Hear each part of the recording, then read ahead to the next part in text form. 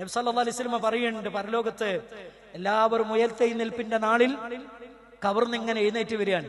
എഴുന്നേറ്റ് വരുന്ന സമയത്ത് ഒരാൾ നമ്മുടെ അടുക്കലേക്ക് വരും. ഒരാൾ നമ്മുടെ അടുക്കലേക്ക് വരും. എന്നിട്ട് നമ്മളോട് ചോദിക്കുന്ന ചോദ്യം എന്താ അറിയോ? നമ്മളോട് ചോദിക്കുന്നറിയോ? ഹൽ തഅരിഫുനി, എന്നെ അറിയുമോ? നമ്മൾ പറയും ലാ അരിഫ്, എനിക്കറിയില്ല എന്ന് പറയും. ആ വന്ന ആൾ വീണ്ടും ചോദിക്കും ഹൽ തഅരിഫുനി, എന്നെ അറിയോ എന്ന് ചോദിക്കും. നമ്മൾ പറയും ലാ അരിഫ്, എനിക്കറിയില്ല. ആ സമയത്ത് അദ്ദേഹം വന്ന ആൾ നമ്മളോട് പറയുന്നൊരു വാക്കെന്തറിയോ? അന സ്വാഹിബുക്കൽ ഖുർആൻ, ഞാൻ നിന്റെ കൂട്ടുകാരനായ ഖുർആനാണ്.